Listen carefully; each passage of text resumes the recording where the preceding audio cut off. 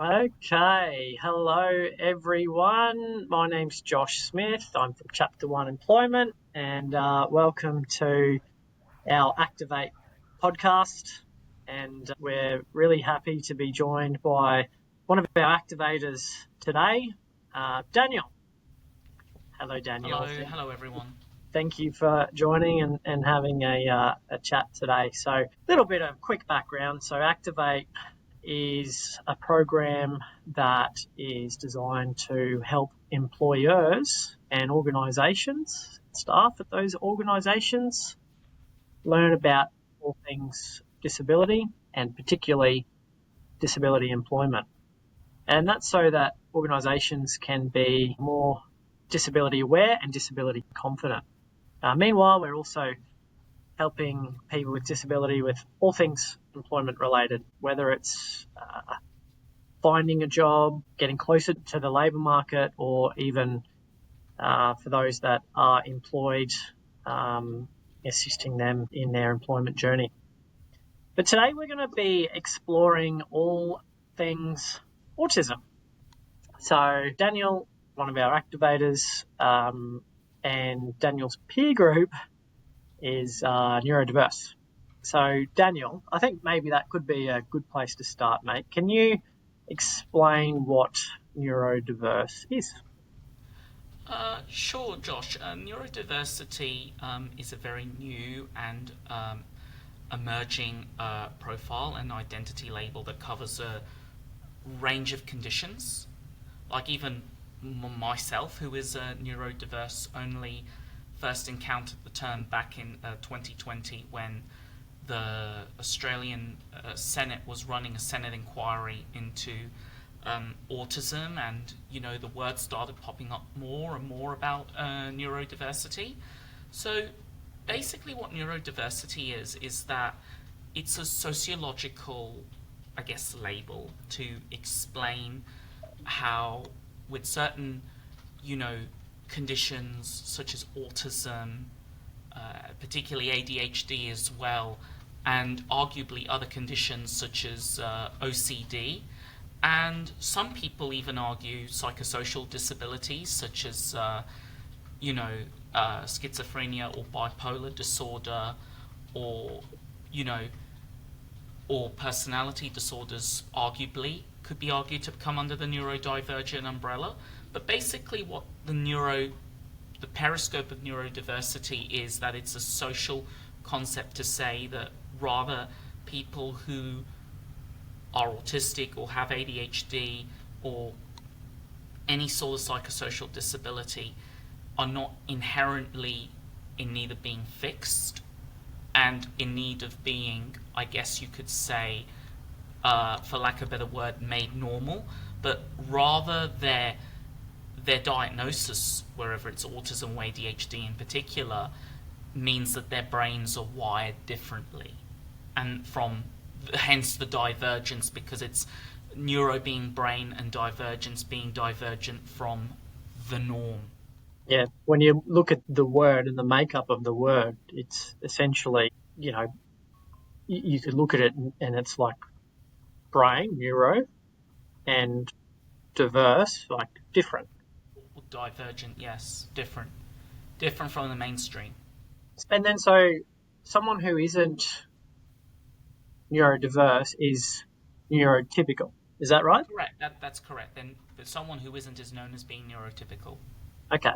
And so how does it then differ? Because, the brain is such a complex thing, right? And, every brain is different. So how would you say in that regard, would it not be that everyone is neurodiverse? Yeah, frustratingly, that's a common myth I bump into. Actually, the fun fact, there's a lovely cafe down the road in Given Terrace that sometimes I go with my mum before work, and I encountered a lovely, well-meaning gentleman, or what I like to call one of the well-meaning neurotypicals, and in conversation, he asked me what I did as a job, and I said that I'm a neurodiversity peer worker. And then he said something like, "Oh, everyone's a little bit on the spectrum." Oh, But so to hear that unfortunately, one a lot, don't you? Yeah. yeah, yeah, absolutely. When the reality is, it's not true.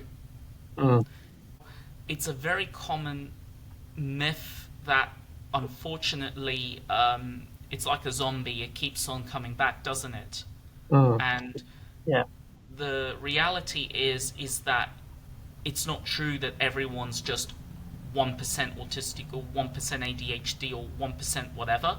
Mm, It's a very common myth, and admittedly, as a neurodivergent person myself, I have to sometimes pick my battles on, should I try and educate or persuade this person?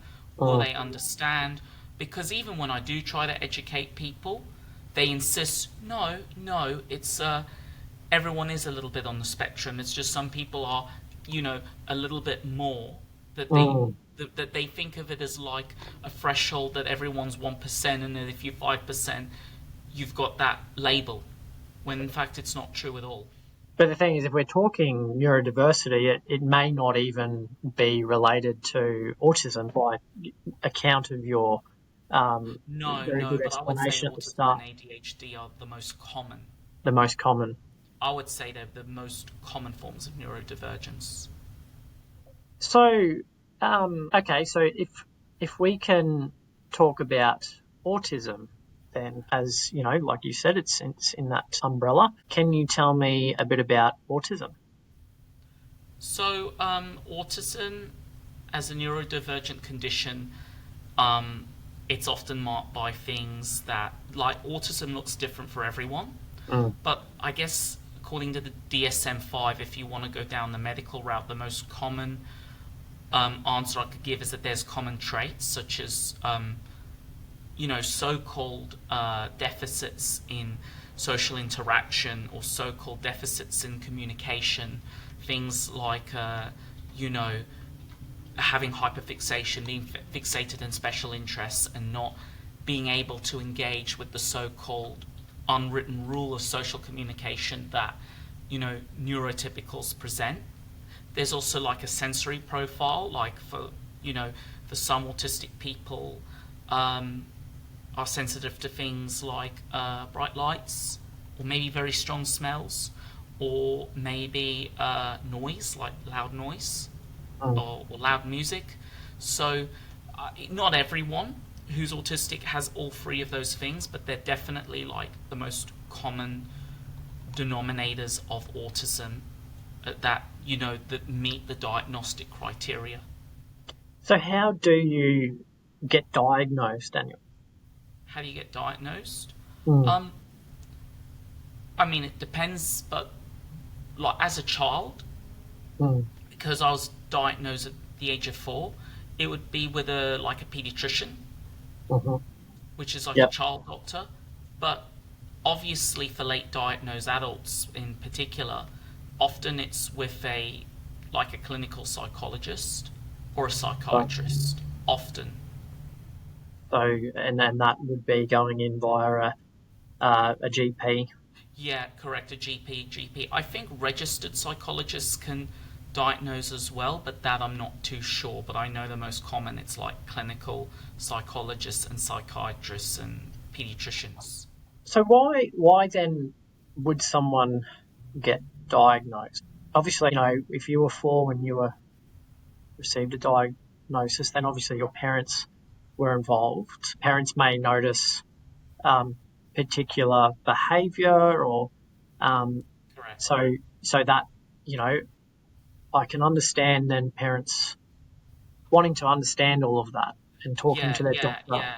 But if And you're someone parents, that is a bit older and maybe feels as if they might not be neurotypical, why would you suggest that they get diagnosed?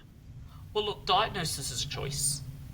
Obviously, I can't force anyone to get a diagnosis or an assessment, but I guess the benefit is self understanding. Mm, You get to understand and be at peace with yourself and be like, right, I know the way I am, and then you then have to try and learn to accept it and accept your difficulties, which admittedly is easier said than done. But then it also helps you with your identity and be like, oh, this is the beauty of my neurodiversity in a way. Like, part of my neurodiversity is I have these, unexplained personality quirks, or, unexplained needs that before people would think, what's wrong with you, you're lazy, or you're not hardworking, or you're unmotivated, when there could be a bunch of factors that explain why you're feeling that way, and then you start to be a bit more like self-forgiving, and that can lead to, like, I guess, better mental health in the long run. Wow. Wow. That's what I believe. That's really insightful. And so, with your permission, can I ask you some questions about your experience of autism? Sure. And, like, of course, if there's something that you don't want to answer, we can just move on. You talked about things like, sensory hyperfixation. How's that presented in your life, Daniel? In my life, Mm. for me, I guess when I'm having very important conversations, I and this is sort of a communication adjustment I had to have with my own peer support manager, is a sort of end-to-end point of communication.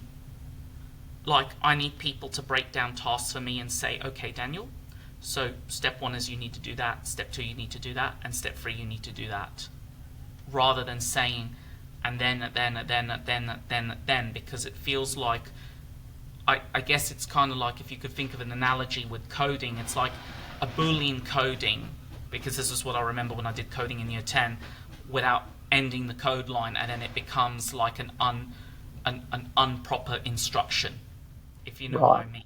Yeah, And some absolutely. people might see that as like, oh, you're not a kid, you're capable of understanding, Mm. or, you're an adult, you should know that. But the problem is, especially for people with so-called high functioning autism, like, or people that are, say, autistic and have a high IQ or don't have an intellectual disability, unfortunately, when you have that kind of autism, often the autism is not as obvious, and it can be shadowed by things like giftedness or high intelligence, and people think, oh, that person's lazy, like, he or she could write a PhD thesis, but, can't understand basic instructions. And Mm. that's because, and I'm learning about this myself, actually, because the understanding of autism used to be linear: level 1, level 2, level 3, I high was going to functioning ask autism. you about the levels, because that's another thing we hear a lot is like, oh, I've got a friend or a son or a colleague and they're level 2 autism. And I'm like, what's level 2? And So what's level 3? Yeah, tell exactly. tell me more. Exactly. And it doesn't capture the real value of neurodiversity, does it? By pigeonholing people in your level 1, your level 2, and in your level 3. And, different people have different opinions on that, but I'm personally not a fan of that, because, like, say, for example, for me, as say, being so-called ASD level 1 or level 2, people think, well, he's high functioning, he doesn't need any support because he's very gifted and intelligent. But I know a friend of mine, without sounding like I'm being mean, or he's ASD level 1. He's my best friend, really intelligent guy. He knows a lot about politics, and one of his hyperfixations is Chinese history and Chinese culture and Chinese food. I mean, he puts me to shame when we go to Mandarin restaurants. He knows how to, use the chopsticks and order tea and even order food in Mandarin, while Mate, all you I go remember out, is, sorry to interrupt, but you go out with him to a Chinese restaurant and then the yeah. next day you take him out bird watching, okay? Yeah, I actually kind of introduced him to bird watching when I was at school. Like, when So, he, like, once he, sorry to interrupt. I didn't mean no, to that's interrupt your okay, that's story. okay.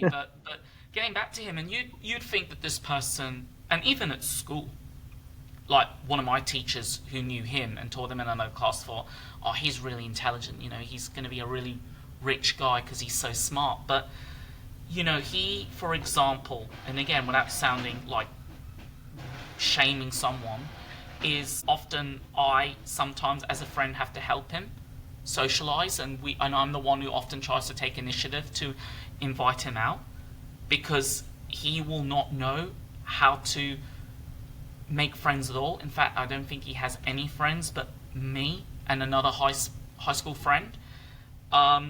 He can't cook. He has no cooking skills. So, especially during COVID, because he ordered a lot of Uber Eats and DoorDash, because he didn't have like the executive function to cook, if you know what I mean, or sort of, look after himself. So his life was in a bit of a mess, really. I was kind of the one who tried and pulled him out of the dumps. A lot of that can come from family circumstances as well, like his parents are divorced, and he doesn't really have a good family upbringing, and that person I know could really benefit from something like NDIS support to learn how to cook or learn executive functioning skills from something like an OT. So that's why I'm not a fan of ASD level 1, level 2, level 3. So and just explaining that, sorry to interrupt again, Daniel. So those, because there are some people that have grown up with that type of, I guess, terminology, and that's been their education. I did myself. Yeah. I did myself. Growing up, I was labelled as high functioning, and because I wasn't struggling academically and behaviourally, I didn't have behaviour problems, I wasn't a priority for school for help. So does level 1? So does level 1 mean high functioning, and then level 2, 3? How long does it go on for? So let me explain. That comes from the latest version of the DSM, the DSM-5. Yeah. So before I was diagnosed, before the DSM-5 came out, there was no ASD level 2. There was either Asperger's syndrome or classical autism. Right. And now we got ASD level 1, 2, and 3. Mm-hmm. But even then, I wouldn't be surprised if the DSM-6 might change that, because what my friend and I've noticed is I had difficulties like that myself, similar to my friend, where we were excelling in some parts of our life, but some things that neurotypical adults are expected to function in, like it could be things like time management or organization or having the skills to meal prep and preserve food and whatnot, below the so-called neurotypical average. That's what, I bumped into an Instagram post about that by a neurodivergent OT, and that's what's called a spiky profile. So a spiky profile is exactly like my best friend. You could be very, very gifted and talented in something really complex, like information technology or coding or programming or whatever it is, or politics or science or law or history, but your level of adaptive functioning is below, the adult. And unfortunately, that, now we're starting to realize that, and slowly that's permeating through popular culture. But unfortunately, maybe now it's changed, but I think the school, the psychologists, the mental health and the healthcare systems didn't realize that. They didn't realize that. They would just think, oh, he's smart, he doesn't need support. Because the DSM-4 or 5 didn't really capture that.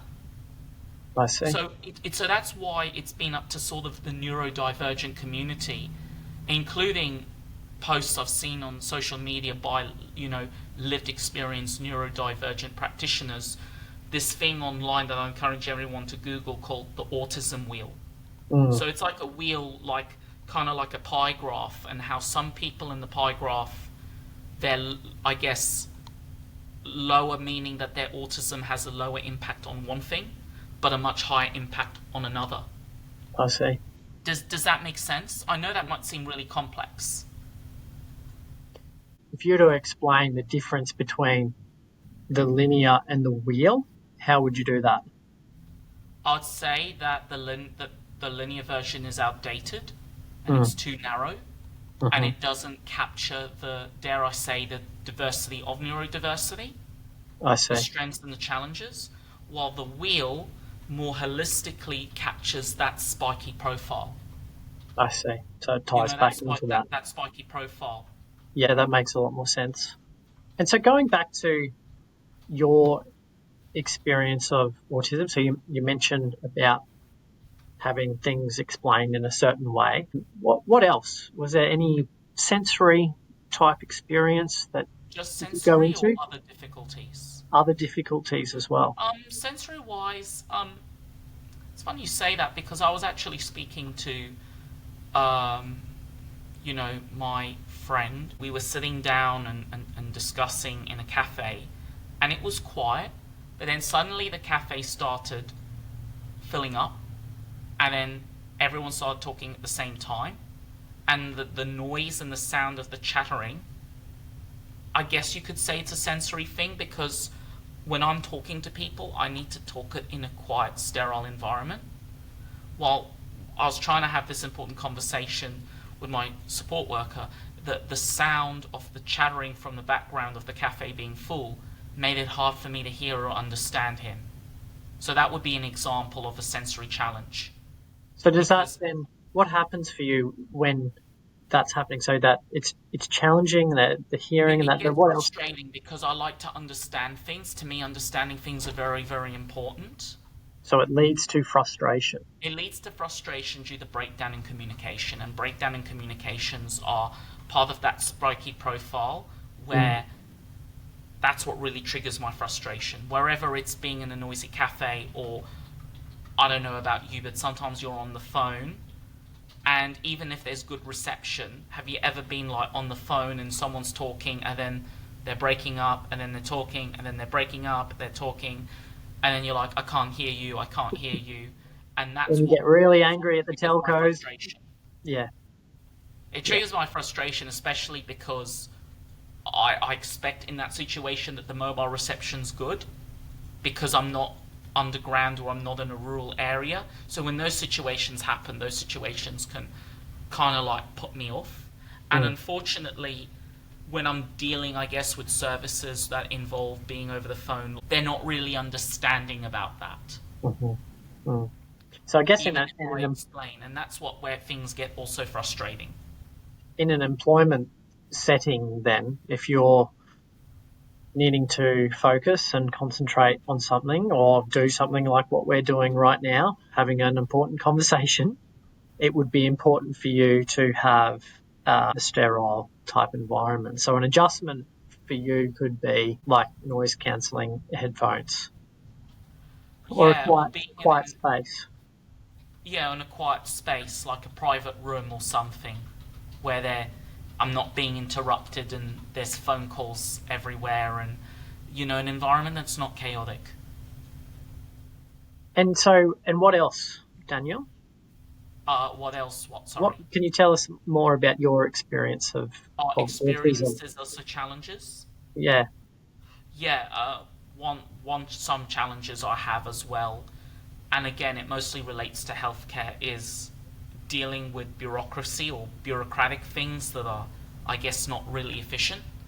Hmm. Like for example, one time when I was starting off with a new counsellor, I wanted to transfer my medical records over, and the medical receptionist obviously said we can print out a form, but obviously, I didn't have a printer at home because every time I do, they just always stuff up. So I've given up on printers pretty much. I then said, well, is it possible that you could email me a version that I could fill in virtually and then send it via email. And then the medical receptionist said she would do that in 10 minutes. And then she struggled, and I had this perception that she didn't know what she was doing and that the clinic had the right equipment and training for their staff to do it smoothly. Hmm. And then I phoned again, and then the medical receptionist said, "Oh, I'm struggling to do this." And then I became a bit distressed because I was like, promised something that I felt they couldn't deliver. You know, Yeah. And you've spoken to me before about it was the first time I'd actually heard it, and it was low frustration tolerance. yeah, Was low that? frustration tolerance. That's what my counsellor said I had. Yeah. And is that Triggering. something that Yeah, is it that does. It does within because the I guess because autism of my space, like that you could see across others that live with autism. Correct. They don't see the impact that has, and they don't see, like, to another person that might have just been a minor inconvenience, while to me that would have just been very distressing Yeah. and maybe even traumatic. But Mm, when I explain it, people think, oh, you're being dramatic. Or when you mm. explain it to psychologists or mental health professionals, they think you're over exaggerating or you're blowing it out of proportion. But then I guess in that instance, they're comparing you to a neurotypical person, right? Correct. Correct. Because after everything I experienced, I wanted to do research if I was alone on my negative experiences with mental health services. And when the Disability Royal Commission was on and when the Senate inquiry on autism was wrong, a lot of people on, not just consumers, but even the people from universities themselves were saying that a lot of the therapeutic techniques or a lot of the teachings that psychologists are given, they were not designed for neurodiverse people, or they don't understand how to adjust their therapeutic modalities to a neurodivergent populace. So But as back to us you're, saying, finishing the incident, do you mind if I just finish talking about yeah, what happened in the clinic? mm, So basically, then they couldn't do it, and then she told me, "Oh, why not you just email me the names of the last practitioners you saw, and I'll pre-fill it on the form. I'll print it out, and you'll be there to collect it the next day." And then I went up early and went there. The same receptionist wasn't there; it was a different person. And then he or she wasn't informed, and I got so upset and distressed mm, that I think the receptionist, who was I think he was an intern or a student, like a psychology student, and I said, I want to speak to the clinical manager because I was told that they would print out the form pre-filled with the information that I emailed to them, and that didn't happen. And then the manager came in and said, "I'm really sorry, and I can be sorry till I'm blue for the face." And that impacted my self-esteem and confidence because it made me think, am I the problem? Am I the one who communicated wrong? so can I just come back to low frustration Yeah, I'm tolerance? sorry about that. That's part of my autism as well. When I have to tell a story, I feel like I have to finish it. Mate, this is great because this is Yeah, I'm being my true self. people. It's not masking. Right, exactly. And this is helping people understand. So because I'm just wanting to bring it back to employment as well. So I'm your employer, and this concept of low frustration tolerance. How can I support and manage that as your employer? So start with support. I think it starts with support, but it also starts with processes. Mm, Like, how are you, like, what processes and systems do you have in your organization? Like, one thing I think, I mean, anyone does, but I think autistic people in particular, like myself, struggle with is working in an environment that's maybe disorganized, where things are not well communicated, where not the right people are in the same loop. So I think it's about creating good processes, but those processes, they're not just an adjustment. I think they're important for any organization or business to have good quality communication processes Oh, and sure, making sure you absolutely. take that time to, I guess, communicate and give people time as an employer to communicate, but also give people time to clarify, like, have you got any questions, or what do you mean by this, what do you mean by that? Proper onboarding tactics rather than just leaving people to figure it out by themselves. Because the thing is, I think a lot of employees, not just autistic people, want to feel empowered to do well in their job, and they don't feel they can if they're not onboarded properly on their job. Let me just ask you something there though, because um, there will be some instances where, like us, Chapter One Employment, we're a small business. We're less than 15 employees, so we're still got a way to go in terms of having excellent structure and processes across everything. But we are an inclusive employer, so if, for example, there was something that set off this low frustration tolerance that couldn't be fixed, say, easily within the next week or couple of weeks and you still have to be in that environment and work in that environment, I then guess what is... that's when expectation setting comes in. Not not saying that, oh, this is an easy fix when it's not.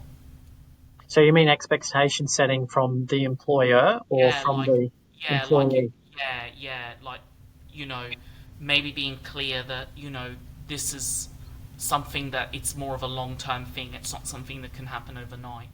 Right. Early on in um, your tenure with Chapter One employment, and it was a bad day. You had a headache, and there was not a pharmacy nearby, and things just things things weren't going your way that day. But I No, yeah, remember, that's what sets off my low frustration tolerance when it feels like you're trying everything and yeah, things are not going your way. It feels like you try everything but you get stonewalled every time you attempt to yeah. resolve the problem. And I remember sitting down with you and creating space where we could listen and slow things down. You helped me understand what was going on for you in that time.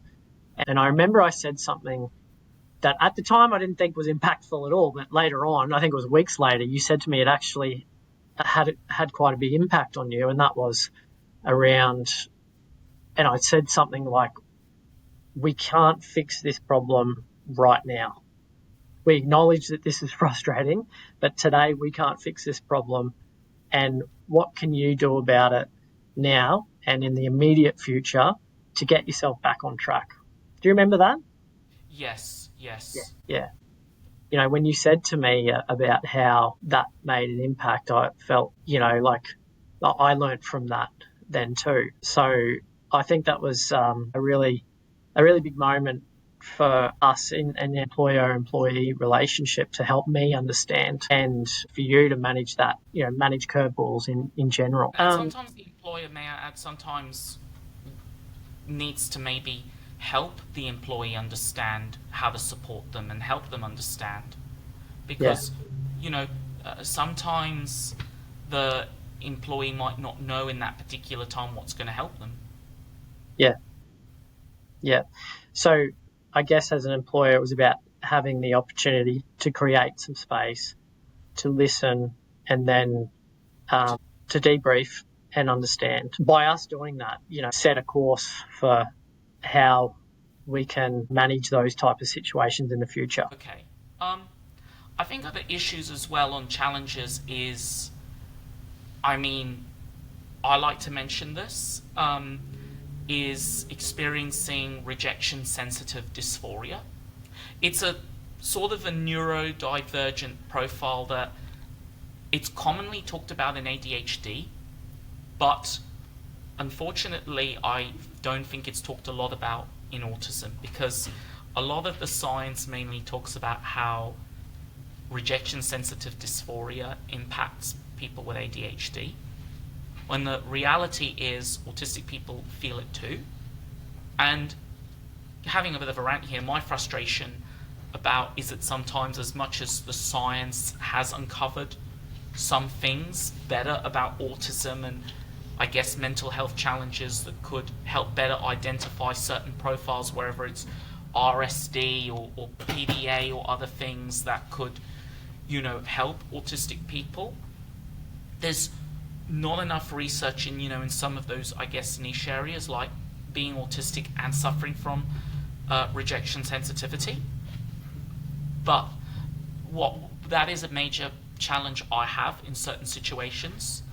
And basically, rejection sensitive dysphoria is a feeling that, like being rejected from friends, wherever it's a peer group at school, or feeling you want to socialize and engage with people, like at a party or in a group setting, and no one talks to you.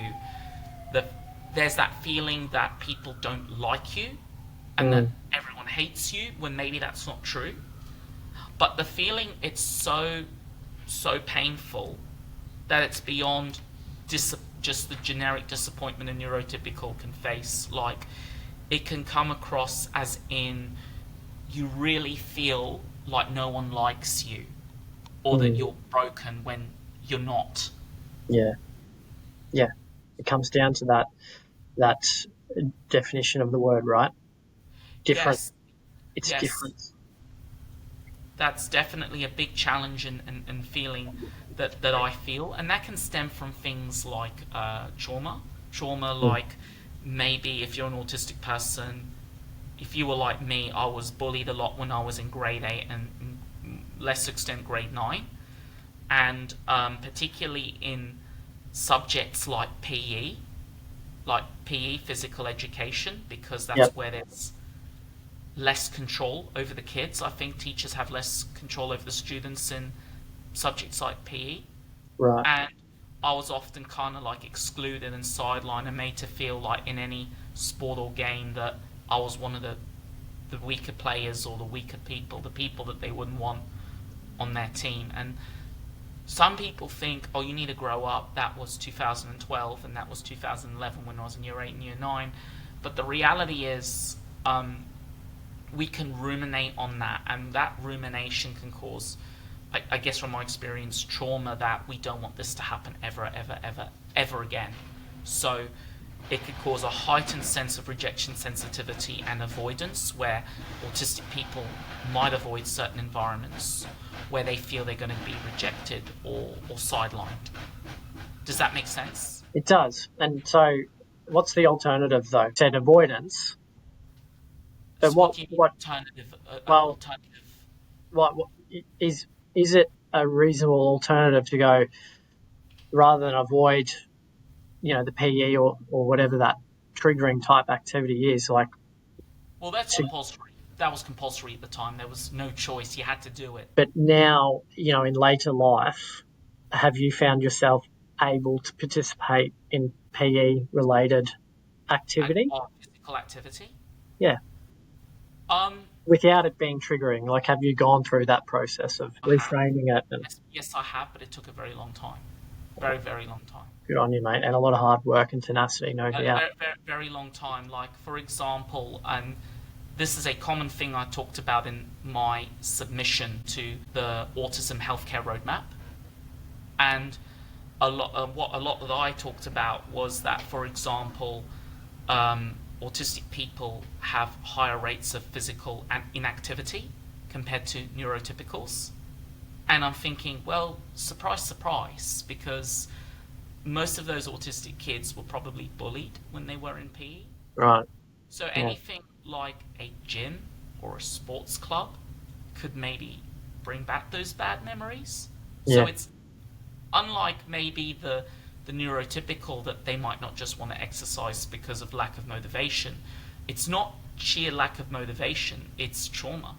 Mm. It's trauma. It's actual uh, you know, negative experiences, and even as an adult, being in that environment that reminds you of that experience. And thank And you for helping us understand. sorry, I was just saying thank you for sharing and thank you for helping us understand. Sorry, it's sorry, what were you saying? no, no. It's funny. You've got the printer. I've got because I'm doing this from home. I've got the cat bouncing around my legs at the moment, so just keeping it real. But I just wanted to talk about some positive stuff here in terms of your employment with us and some of the things that I've been really struck by. And you can tell me whether you feel that these things are perhaps something that could be related to your neurodiversity, or that's just Daniel. That's Okay. just part of Daniel. So your memory is exceptional. That is what I've learnt since getting to know you and having you employed with us. Is that you have a really, really sharp memory. Yeah, I've got a good long-term memory. Yeah, there's certain things I remember back to our interview that you tell back to me that I'd forgotten, and then remembered, oh yeah, I did say that, but I was really like, wow, that's incredible. Is that something that could be attributed to, Possibly, um, possibly, yeah, possibly. Quite likely. yeah. And I think that might, that segue into the next thing as well is just how sharp your knowledge is, particularly around the things that you've studied with your political science. And then more recently, I've learnt as well around your interest in birds.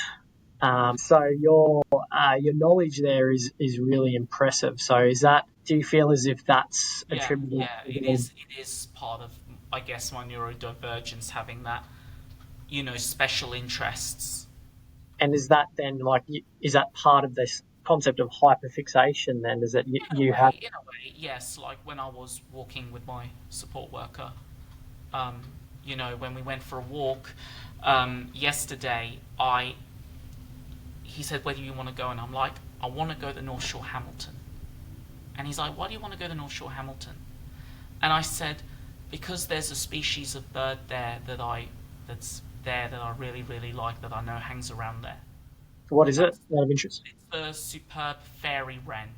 Oh yeah. Oh, we were talking about the fairy wrens the other day. Oh, Yes, the excellent. one you showed me was the splendid fairy wren, but the one Yeah. that hangs around North Shore Hamilton is the superb fairy wrens.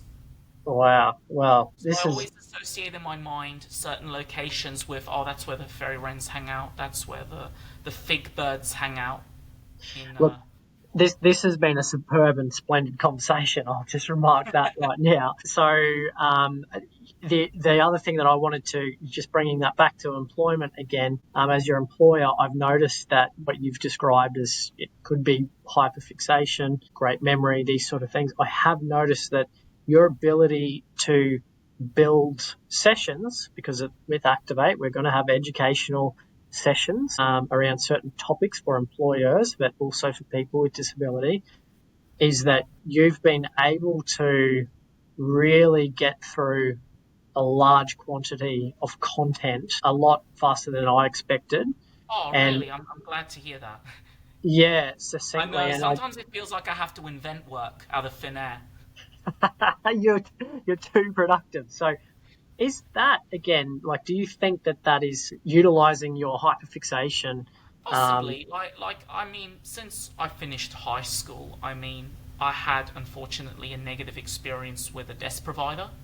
But back then, because I didn't really know my rights and I was out of high school, and also coming from I guess, an immigrant background and a cultural and linguistically diverse background, I didn't really fully know my rights or felt confident speaking up with them, and neither did my parents because they were going through their own difficulties.